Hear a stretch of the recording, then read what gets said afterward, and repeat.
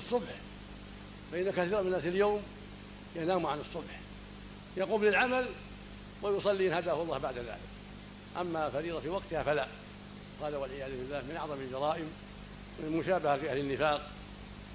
وقد ذهب بعض أهل العلم إلى كفره، من تعمد ترك الصلاة حتى تطلع الشمس ذهب جمع من العلم إلى كفره، نعوذ بالله من ذلك.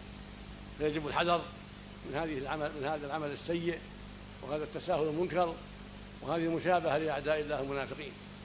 وهكذا النساء كثير منهن ينمن عن صلاة الفجر أو عن غسل الجنابة حتى تطلع الشمس، حتى الضحى، هذا منكر.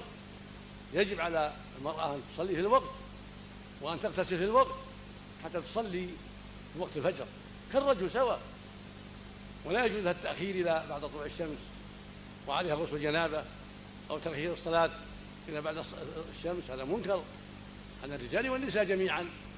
فيجب التواصي بترك هذا المنكر والحذر المشابهة لأهل النفاق. والله يملي ولا يغفل، فقد يعجل العقوبة لك وأنت على فراشك متخلف عن طاعة الله عز وجل وعما أوجب الله عليه.